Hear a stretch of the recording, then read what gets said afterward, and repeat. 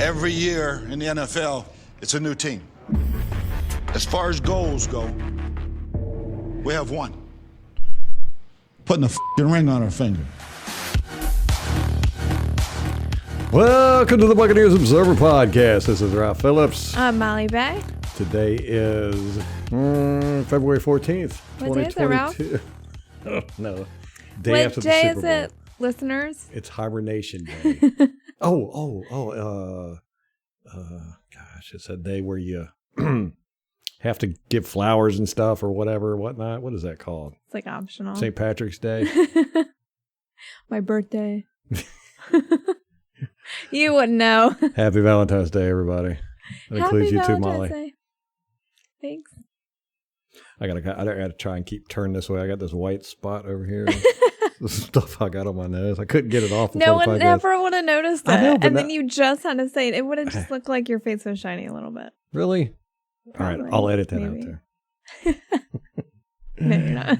All right, guys, we've got a podcast for you today. I don't know what to say about it. It's going to be disjointed all over the place, I imagine. We got a bunch of stuff to cover. And short, I think. Oh, we do have a bunch of stuff? Well, you know, I don't just have anything. little stuff here and there. Okay. You've Carry the just given show, up- Ralph. You've given up on football. I did. Man. The Bucks lost, and I'm like, okay, Yeah. I'm retiring too. I know. It was, I don't know. We will talk about this Super Bowl. Ugh. Who cares? You want to just get on with that? Yeah. What do you think about it? Who cares? That's what I said. I hate the Rams. I hate that they won. God, I know. Ugh. Was it They're just the me? worst.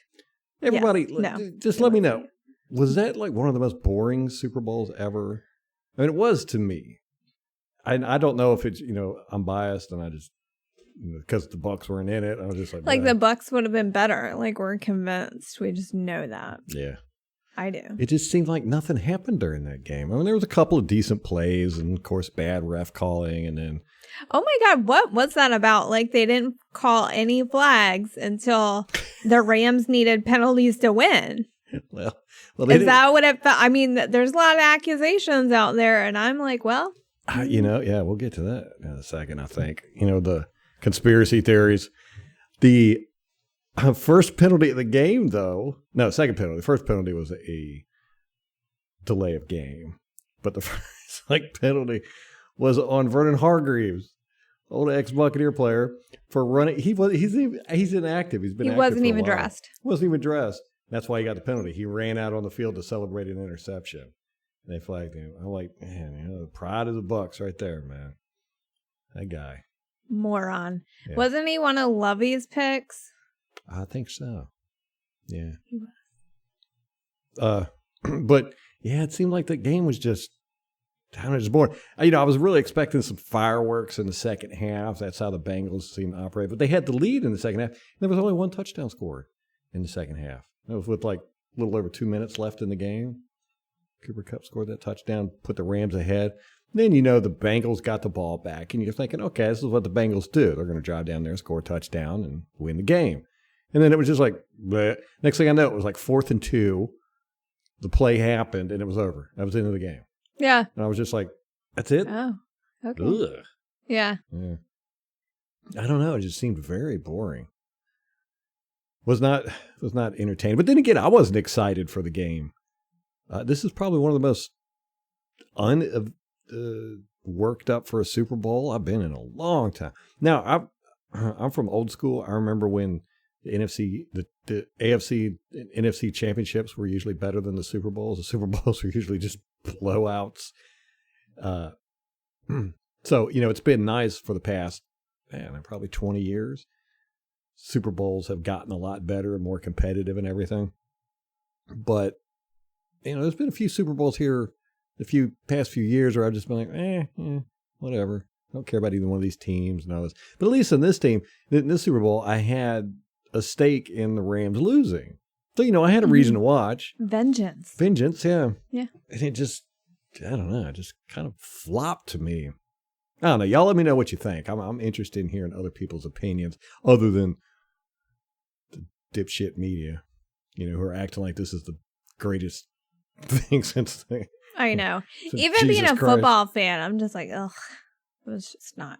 I don't know. I'm just salty we're not there. Is that what it is? Yeah. I mean, you think so? Yes. 100%. I know that's my problem. Okay. Maybe I don't know about you.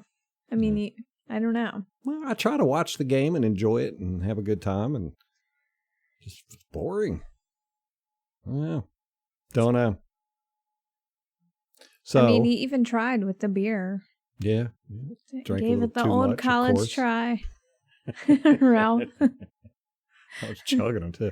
I didn't mean to drink that many. Woke up the next morning, I was like, oh, good Lord. It's because you were so bored with the game. You were like, I'm trying to help you out, Rams. Yeah. I will agree with you on that one. So, I don't know what else is there to say about that. You know, one, the Buccaneers are now no longer the only team to have won a Super Bowl in their own stadium. It never happened before in the NFL. Now it's happened twice consecutively. Yeah. And, you know, we've talked about this, how, you know, I don't like the fact that the Rams are, you know, like Hollywood's team now. You know, you got all these celebrities and everything. And of course, you know, the media and celebrities in Hollywood, they're all kind of the same, you know. So the media is going to treat the Rams different, you know, celebrate the celebrities. But the NFL has a building right across the street from the Rams, you know, and I just don't like that. Just seems, what do you call it? A conflict of interest there? Mm-hmm. And then for them to get the Super Bowl and then win the Super Bowl in a kind of meh way, I don't know. I thought Stafford played great. He didn't. Yeah, even getting his ankle rolled up on. And Joey Burrow got the same play. Did you see him? They both got rolled up on. Yeah, did you see Joey Burrow? I thought he was out. I thought he was done. The way he was screaming and everything. Oh, like Jacoby Brissett that one day. Yeah, and you're like, all right, guys, that's enough of that. Yeah, a lot of theater. Dramatic, yeah. Yeah.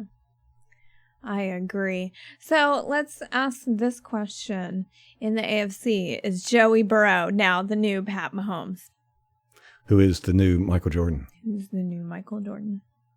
No, I think if he would have won, then yeah, of course they'd be all, woo. Yeah. But he didn't do anything. I mean, he was really, you know, I mean, his big thing is, you know, like Patrick Mahomes, you know, the broken plays and running outside and all that good stuff.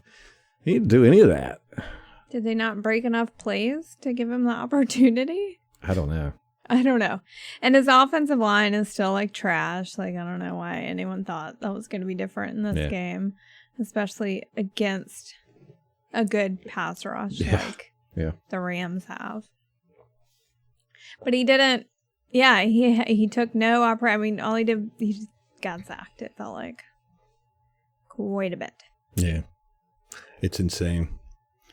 So there's that. The NFL's got to do something about this officiating because everybody saw it on full display in this game. You know, that one, it went for the Bengals because was it Chase that caught the ball? I can't remember. It was Higgins. Yeah, grabbed dude by the face mask, grabbed Ramsey by the face mask and the jersey, yanked him to the ground. Armpit, caught the ball, ran it in for a touchdown. You're like, everybody saw that, dude. Yeah. Except the refs. Mm-hmm. How did you not see that? Mm-hmm. I mean, the jersey, I think he could have gotten away with, but that face mask was egregious. Yeah. I don't know. The NFL's got to do something. Watching the pregame shows and the commercials, and even the commercials were boring this year again. Last year they were a little bit funnier, I think, but they were real nostalgic. I felt like you had people like Jim Carrey who had a lot of CGI done. Yeah, doing the cable guy bit. Yeah, I mean, just a lot of a lot of 90s nostalgia. Yeah. Well, the halftime show, you know, it is so funny. Somebody said this to me years and years ago. I can't remember who it was. Molly, you let me know if you remember. They said, people who dress like cowboys are just big country music fans. Oh, and some comedian. Was it a comedian? Yeah. And that really blew my mind when I got to thinking about it. You know, I was like, yeah, there's no need to wear cowboy boots and big belt buckles and Yeah. cowboy hats and stuff a like that. Culture. They're like country music fans. And then you get to thinking about it and you're like, yeah, you think about people that dress up all gothy and stuff, they're fans of, what's it, emo music, Yeah. or goth music or whatever, or death metal or something. And growing up, I dressed, jean jackets and eventually went to leather jackets, because of, the Led Zeppelin, Aerosmith days. And then, you get into the heavy stuff later and then we'll switch to leather jackets and, long hair and you emulate your music style. So anyhow, I'm sitting there watching the Super Bowl halftime show and I was kind of sad about it. It's like here you've got 40 and 50-year-old men and women who are mega rich, and they own numerous companies. I mean, Dr. Dre owns Beats Electronics, the Beats headphones. I think he sold it to Apple, but he made a crap ton of money. I mean, he's got a bunch of businesses and all that good stuff. I mean, these people are the system. Yeah. The system that they rebelled against, supposedly. I know. But here you got the 40, 50-year-old men who are multimillionaires out there LARPing as gangsters. It's like street. Yeah, they all live in gated communities. You're like, just you don't felt even weird. remember. Well, not only do they barely remember, they're so far removed from the time when they were like on the streets, but those streets are like completely different than they were 30, 40 years ago. I guess. I don't know. It seems like it would be. I don't know. Yeah. I don't know. But again, it goes back to the whole, people that dress up, people that are dressed in cowboy attire are just country music fans. You're like it's just theater. It's just acting. These people are not street. It is like, I remember freaking out when half the members of NWA started playing cops on TV and in movies. Yeah. I was like, what the? This is the band that, had the the police. Ice-T. It was so disappointing to me. He had a recurring role in Law and Order. Yeah, and he played the police chief in, or Ice Cube played the police chief in the comedies. Mm-hmm. Oh, God, what was the name of those comedies? Oh, my gosh. 21 Jump Street. 21 Jump Street, yeah, funny movies. But, you're just like, what is this? What is this? It's all theater. It's all acting and make-believe. And I'm tired of theater and acting and make-believe. It was so funny. My daughter, she was standing there with me watching the halftime Super Bowl, and she said, Daddy, why is that guy wearing his pajamas? Did he wake up late? Oh, no. Talking about Snoop Dogg and his... Well, what was that? Was that it? That's how he's always dressed. He's always looked like that. When I remember. This is so terrible. You didn't even want to watch it. Yeah. I didn't watch it because I've seen so many of these halftime shows where you have like your childhood like idols and then they come out and they look old and bad and fat, and I didn't want to risk it. Right. I couldn't risk it. Yeah. But now I've heard it's like the best halftime show ever. Like everyone's talking about how great it was. And I was like, I'm kind of upset that I didn't. Right. That's what I'm saying with the media. It seems like it was really boosting the Super Bowl up. And to me, it was really kind of boring and blah. But I've never been a big fan of the halftime shows. Anyhow, I don't. Yeah. I've just been like always. They remind me of the Vegas Strip performances. Yeah, you're just not into that kind of stuff. You hate musicals. You hate dancing, productions. It's not your thing. Like I said, it's just all fake.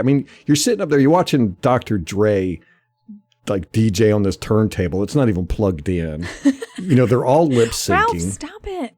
Don't look at all these things. Well, you look at all these details. Yeah. I know. That's why you can't enjoy it. Yeah, you can't let yourself enjoy it.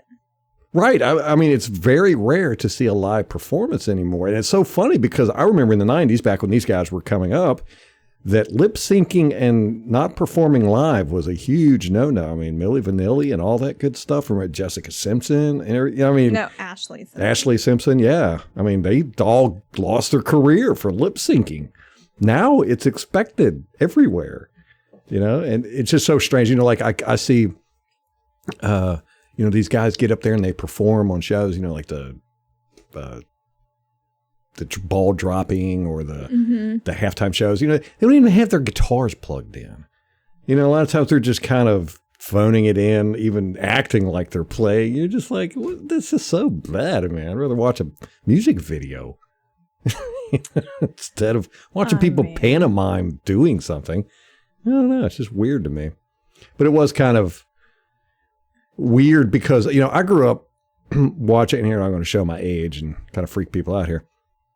I grew up when it was the halftime shows were marching bands. What? Yeah. That was the thing? Yeah. I had no idea.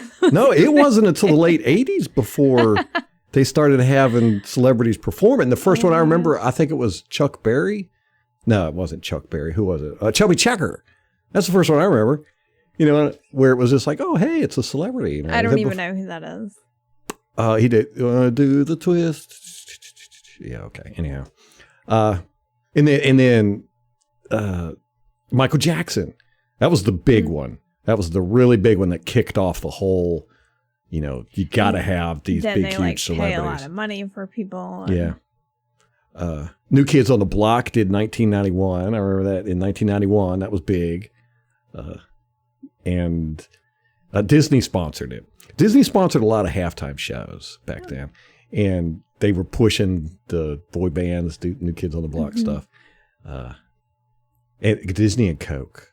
Those are the two sponsors that were always doing halftime stuff. But then there was Gloria Estefan in 1992, and then Michael Jackson in 1993, and that was the big one. Now, before that, you would have a song by like New Kids on the Block, but then they would have still have a marching band or something that would come out, and there would be a few different performances.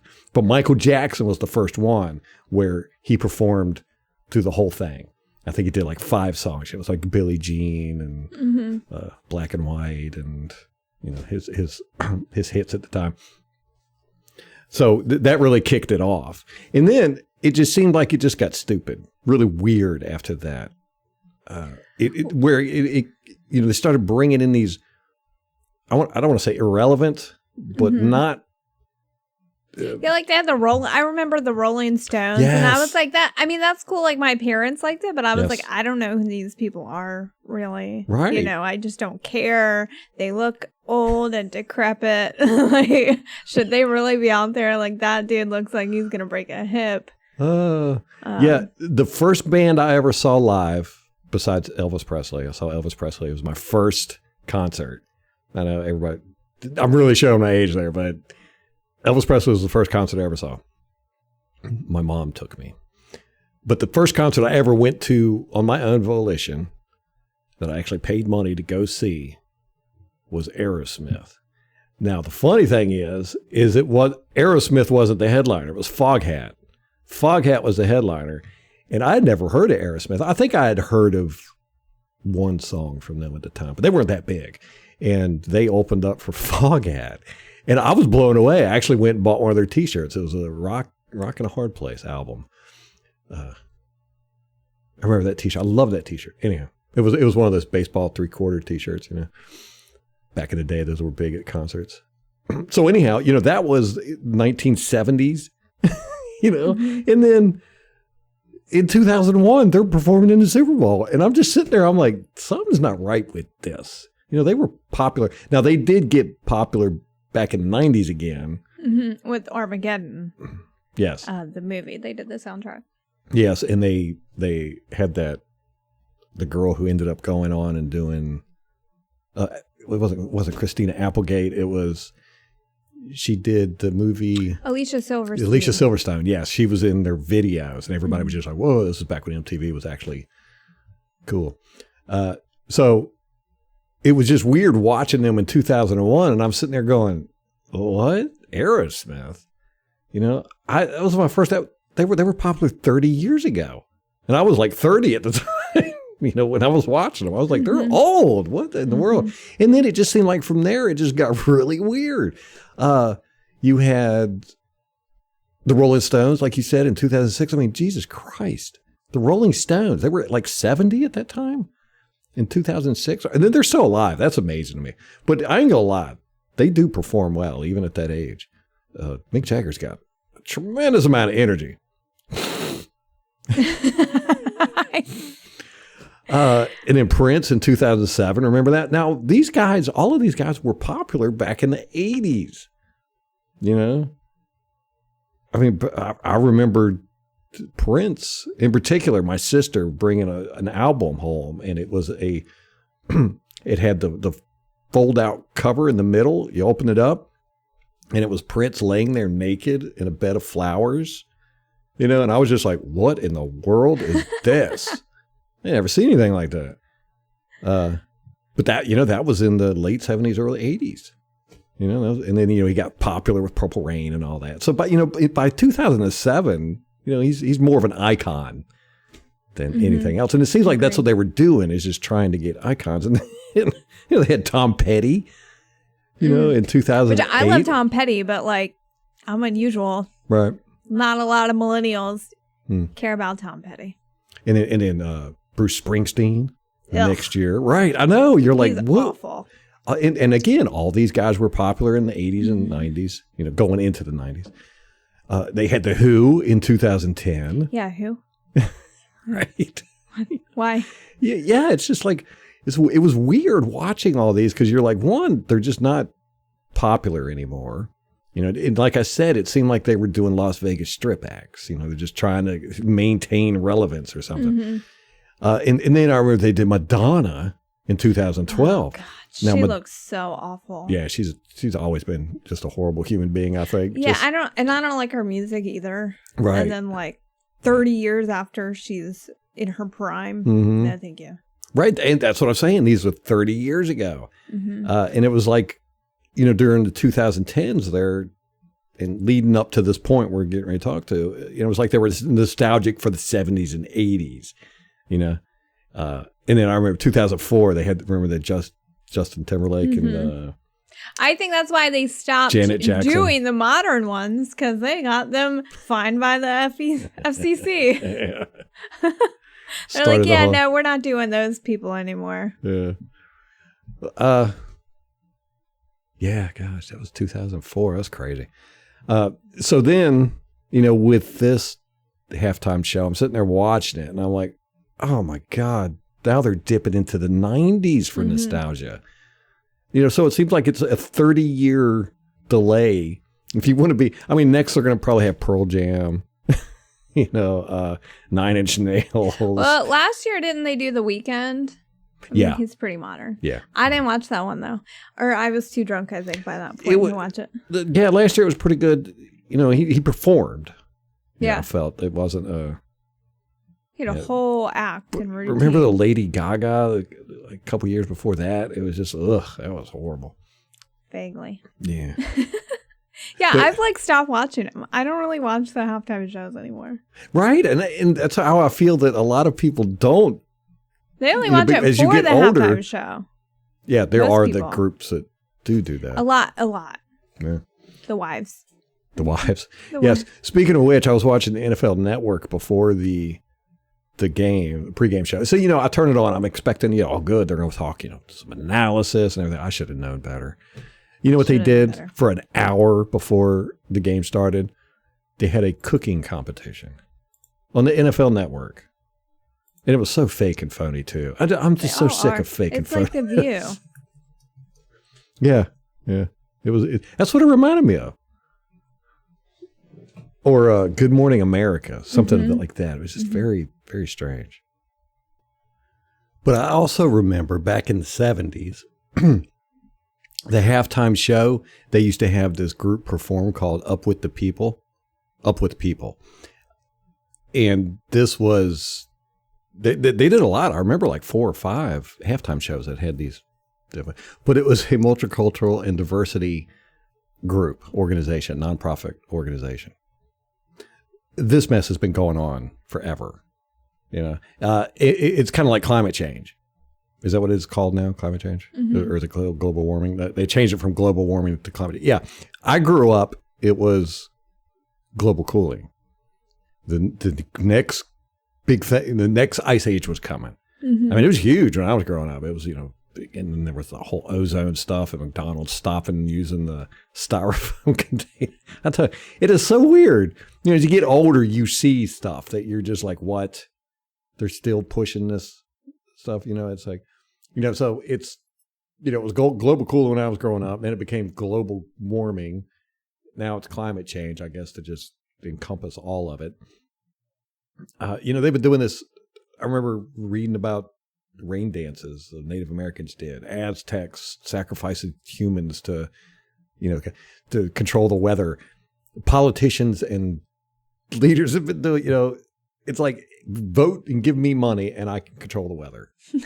It's basically what they say.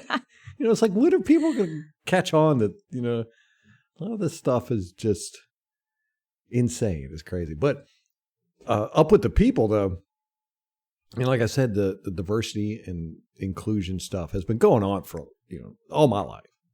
It's been an issue that they've been using, I would say, for political purposes. But that brings us to the Brian Flores stuff again. I love it. Okay, go ahead. What were we going to say? I was going to say, I wanted to talk about the cooking shows at the beginning. Oh, okay. Go back. No, Let's talk about okay. that. Yeah, Okay. no, we can go back to this anytime. They had those cooking shows in all the pregame, and it was just like The View, or Good Morning America, and they it's like they're not appealing to football fans whatsoever. They're appealing to football fans' wives. Yeah. It's the whole thing with the Super Bowl. I don't know. I guess it is like the one time everyone watches football pretty much, so they do have to kind of widen the net, but it's annoying as a football fan to not just be able to talk about the foot. And how many people could you bring into the sport just by talking about it? Yeah. Maybe. Right. Well, I've talked about this on this podcast quite a bit, how, when the NFL channel first came out, I was just ecstatic. I was like, oh my God, this is exactly what I've been looking for. Before that, you only had ESPN, really. And, they cover all the sports, very limited football coverage. So I was expecting the NFL channel to just have deep analysis and replay games and really get into the nitty gritty. Boy, was I disappointed. I know. Now I didn't do any of that. I can't It's even like watch worse it now. Yeah. I haven't really watched it in years. It's probably been 5 years, right? Since we used to have it on 24/7. I would say longer, but And it's all opinion now. mm-hmm. But that's something I've noticed with football, and I think it's sports in general, but definitely with football. I do the Tiffy videos where after every game I go through all 22 and I just analyze everything and look at everything and try and figure out what happened, what went wrong or what went right, and all this good stuff. And it's usually 3 days it takes me to go all the way through and do all that stuff. So it's usually about Wednesday or Thursday, maybe even sometimes Friday before I'm finished with it. And by that time, all the football world has moved on. They're talking about the next game. But if you pay attention, nobody really talks about the previous game. They might give it Monday. People will talk about it. Mm-hmm. But it's all in an opinionated form, and it's all about stats. That it's like stats is the past of football. But 90% of football conversation, and this includes fans as well as media and all that, is just opinion and speculation. Generally speculation. People like to talk about what's going to happen, in the next game, who they think is going to win or blah, blah, blah, but very, very little, minuscule amount of actually paying attention to what happened and analyzing it. Like less than 1%. Of conversations and media coverage is about what really happened. And if you look at the people on these networks, very few of them know anything about the nitty gritty of football. They have players sometimes. Even then, they're not really going in depth with Yeah, you get that a Yeah. lot where you'll have players on there and they're so used to talking, I don't know, political speak to reporters or something, whatever, that a lot of times what they say doesn't even carry any water. You're just like, what was that? That wasn't even an analysis or an answer, or it all seems to be the same old stuff over and over and over. You know? Which I would love those guys to just give us some tidbits. You know, Right. how does the culture of the NFL work? You know, what's Yes. it like in a job? What's it like working with a team? That's what's so great about the Pat McAfee show. You know, is he talks to these guys and they talk, you know, about locker room stuff and it's kind of unfiltered. They really seem to just not really give a crap because they're not really access guys. Well, and that's what they say. They're like, we're unaffiliated. We don't need access. So yeah, and it's the quarterback school, J.D. Salinger. JT O'Sullivan. JT O'Sullivan. What did I say? J.D. Salinger? Who is that? It's some old football player, I'm sure. Made up a name. Yeah, I know. It was close. If you want to get into the real nitty gritty of quarterback play, man, go watch his videos. They are spectacular. And that's what I want. That's what, you know, and I guess I'm a very small subset of the fan base, but, you know, I mean, he just breaks quarterback play down incredibly well and just I'm constantly learning every time I watch his channel. But he really, even the terminology he uses, you go, wow, that's something obviously only quarterbacks know about. You know, it's just so ingrained in him, you know, so it's great stuff. And that's what I wish the NFL Network was more like. But unfortunately, it's more like Good Morning America 24/7. Mm-hmm. You know, cooking shows. I was sitting there, I'm like, why in the world are they showing cooking shows before the Super Bowl? And it wasn't like I don't know, man. It's all scripted. It's like reality TV. But you got to figure, like, the TV industry, it's probably so small that all these producers are coming over from different channels, types of shows. It's probably pretty cookie cutter across the board. Yes. So back to the Brian Flores stuff. If you're not aware, Brian Flores has filed a suit against some NFL teams for, what is it, discrimination? Yeah, like discrimination. Something? Yeah, basically saying that they wouldn't hire him because he's black. One of them was the Houston Texans, right? Mm-hmm. Yeah, well, they ended up hiring Lovie Smith, who, as I'm sure most of you know, is black himself. Oh my God, he's the worst coach. I think even with this lawsuit, I would have taken Flores over Lovie Smith because he's just so bad. I don't understand. What are they doing? Do they want to win? Are they tanking 2022 too? Might be. I mean, he tanked for us, I guess. We got Jameis out of it. Oh my God, he was so bad. So some of the worst football I've ever seen in my life was Lovie Smith coached football at Tampa Bay. Oh, God, that was bad football. Yeah, we'll talk more about that in a second. But so Brian Flores, you know, the Houston, one of the teams that Brian Flores is accusing of being anti or being racist or what. I don't know. I'm not really sure what the actual point of it is. You know, he's saying that he interviewed with them. They didn't give him the job. So, you know, they were just a bunch of racist people. They ended up hiring Lovie Smith. Well, Flores comes out and has a statement, and he was like, well, you know, it's good that, you know, they hired a person of color and all this good stuff, but basically they should have hired me, and I'm still mad. Right? Wasn't that the gist of the statement? Which is hysterical, because you're like, hey, maybe if you had held off on your lawsuit, you would have gotten that job. Yeah. Don't know. I can't see any team hiring him now for sure. Why would you? Okay. You're going to hire someone who is suing your organization. Like, I don't understand from like a legal standpoint how you even navigate that. Like, as an employer, you're working with someone who's suing you. You've hired someone who sued you and is actively in a lawsuit against. How can, you know, I just don't. How are you supposed to work like that? Yeah. I mean, without even going into the merits of his lawsuit, I haven't read it. I can't tell you, but it's just logistically, I don't know. Horrible. I don't know how you expect to get hired like that. Yeah, I read it, and it had nothing to do with race. I mean, there was no they have no evidence or anything. It just seemed like a disgruntled employee that was just mad nobody was hiring him. That's, from the brief I read.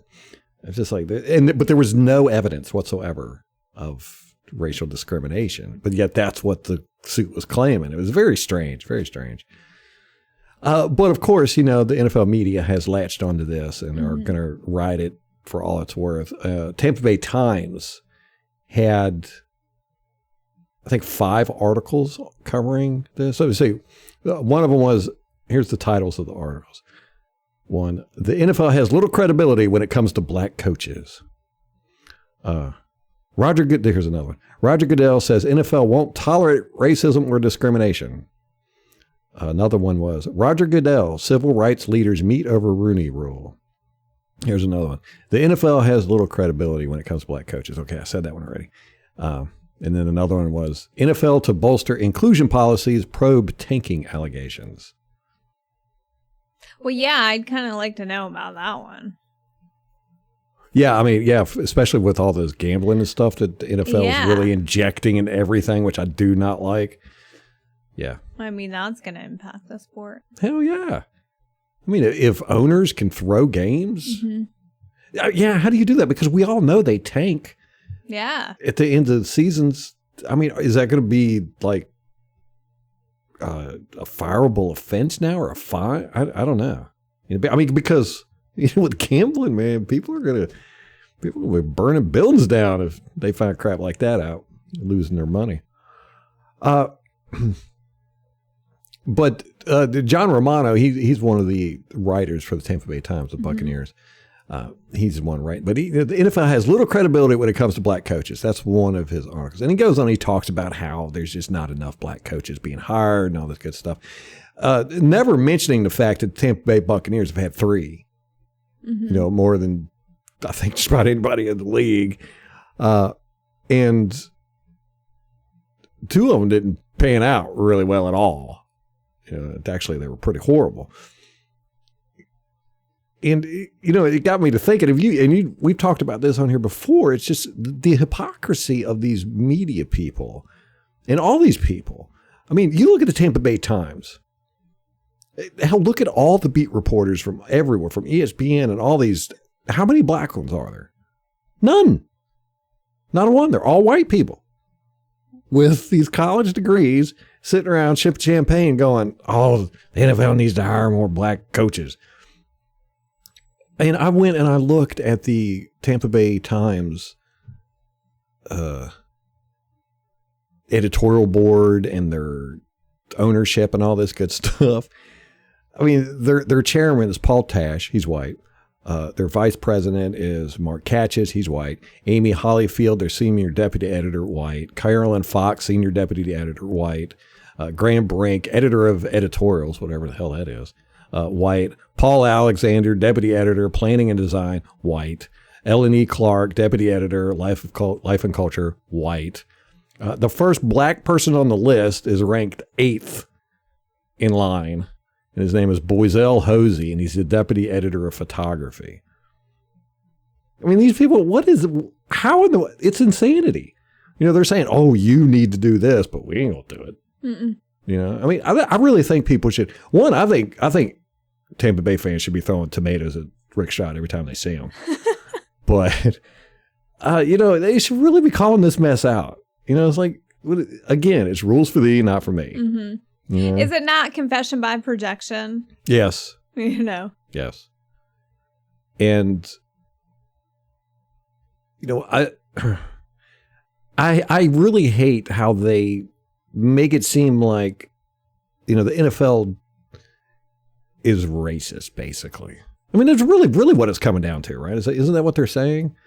Mm-hmm. There was an article, this was on NFL.com. There was an article talking about the Brian Flores stuff. It's just a horrible, horrible article just talking about how basically racist the NFL is. This is on NFL.com. So, they're, I don't know, call themselves racist. I don't know how you do it. But he's talking about how, the NFL's got a discrimination problem. There's just not enough black coaches and all this good stuff. But and this was a black guy that wrote this. He said, I'm going to quote this, and you tell me what you get out of this. This is towards the end of the article. It says, the NFL has never had a black majority owner, has had only 2 black club presidents, has a total of 7 black general managers, 5 of whom were hired in the last 13 months. The lack of diversity does not end there. Among the top 11 executives at the league office, there are only 2 black people. Within the newsroom at the NFL Media Group, there is not a single black person among the senior managers. Those who determine how a league with a player population that is 70% black is covered. That being said, I personally have never felt restricted in my coverage. That was the quote there. So I don't know if these people understand math. Maybe that's what it is. I mean, what's the metric? Can we get some metrics? Like what's appropriate? Well, that's the thing about the grievance industry. You know, they get on these kicks and there's never any metrics. You know, they did this with the blue flu. We talked about this on here. You know, what are the metrics? What are we trying to get at? You know, 0%, virus anywhere. Apparently it's just when your polling numbers get bad enough. I don't know. But he admits right here in article, he said the NFL is 70% players. 70% of the players are black. Well, that's our argument.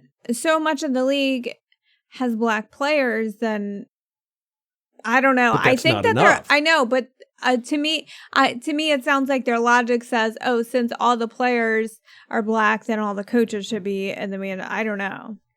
That's the thing. What's the metric? Is that the logic? I mean, we got to look at, if we're going by inclusion, diversity, all this good stuff that, I was growing up to believe in, you want representative of the population. The black population is at 12%. Mm-hmm. So that means basically 1 out of 10, is equal representation. You got 70% of the players are black. That's way over representation, but that's okay.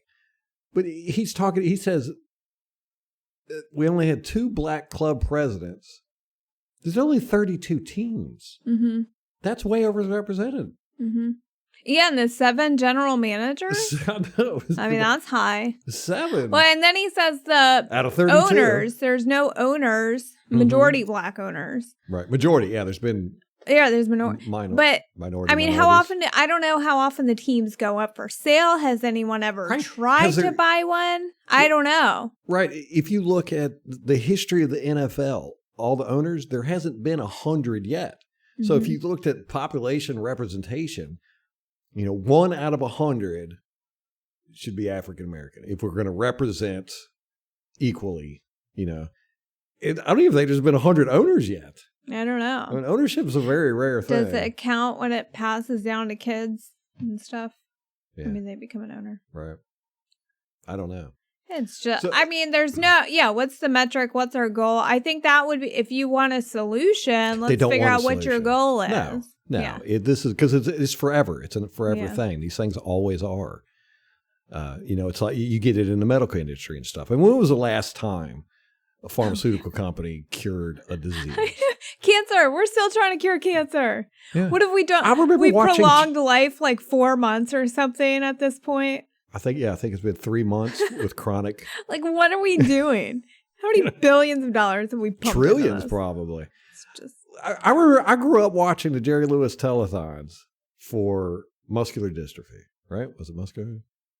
Anyhow, it's still around. Not the telethon, but the thing, it's just this stuff is just, it's a business. It's all a business. But he did point out, and I like this, he said, in the newsroom, there's not a single black person in senior management. Those who determine how a league with a player population that is 70% black is covered. That's what I'm saying.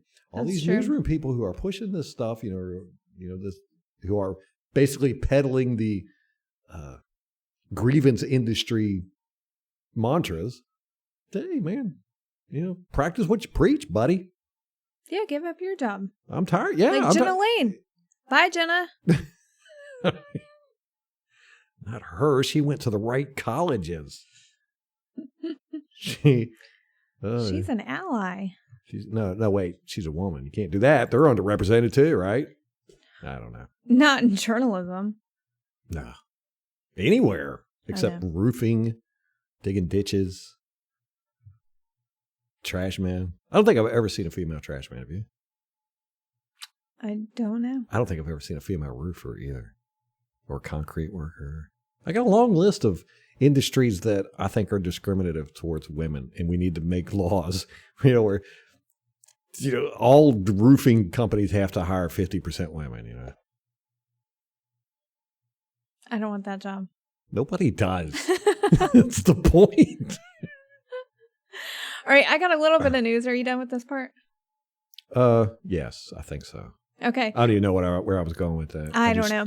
Oh, I was going to attack the media a little bit more. Tampa Bay Times, real quick. Let me hit on this.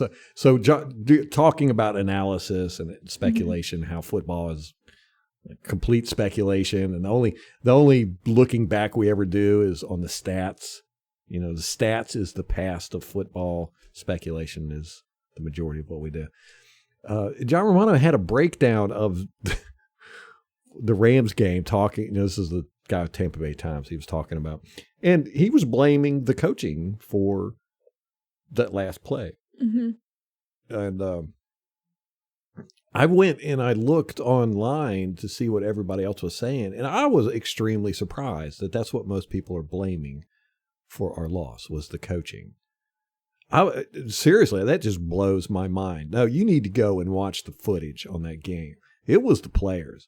We had so many mental mistakes. What did I count? I counted 12, and then after watching all 22, I think I raised it up to 17 unforced errors we made. Our guys were just... SMB fell down covering Cooper Kupp one time for that the play before the big play. Mm-hmm. Jamel Dean didn't even try to stop him from going out of bounds. Levante David. This is what drives me crazy about reporters. If I was in the media, I would be nonstop asking what the hell happened to Levante David at the end of that game. He was literally standing there with his hands on his hips, and didn't move while the play was going on. Why? What happened? That's Mm-hmm. What people should be upset about or wanting to figure out. But no, they're talking about, it was a bad call, is what John Romano says. That call will go down in history as the worst call in Buccaneers. It's like, who calls zero, cover zero and a full out blitz? I mean, you got to remember, we were on a roll defensively. I mean, we had gotten 4 turnovers. We had scored 28 points, back to back. Bam. I mean, we were just killing it. Was it 28 points? No. Anyhow, we had scored 4 times, and it was all due to defense getting these turnovers, man. And, all of a sudden they get the ball. They got 50 seconds, whatever. They got to go 80 yards. The first play is a sack. I mean, I was thinking the same way. I was like, oh man, our defense is on fire. And then the second play, they get that 20-yard catch that goes out of bounds. So the third play, you're thinking, let's go all out, blitz this guy, just crush him. Let's get this ball back. Let's win this game. I thought it was a great play. Just didn't work out. And it's mainly because Levante David stood there with his hands on his hips. Might have worked differently if they had another guy that they had to deal with. Yeah, it was basically 10 on 11. And I love Levante David. I'm not trying to say anything, but that was, if you look at it and analyze it, that was it. But we don't do that. We just, media definitely doesn't. Drives me crazy. It really does. You go watch the NFL channel and you're going to watch cooking shows. What? Why? For an hour. I know. This may make you happy. Or not. There are 8 officials that are retiring this year. Damn. I know. So Ed Camp, down judge, Tony Correnti. He's the only referee. I know him. I know Tony. Yeah, Tony Correnti. Scott Edwards. What's an FJ? Field judge? Field judge. Greg Gautreaux. Field judge, side judge. Joe LaRue, side judge. Ronnie McGrath with RO. I don't know. Mark Steinkertner. I don't know that one. Line judge, and then Steve Zimmer, field judge. So we got quite a few field judges. That is crazy. Yeah. Wonder why they're all quitting. The game's getting too hard to do for those guys, man. I'm telling you.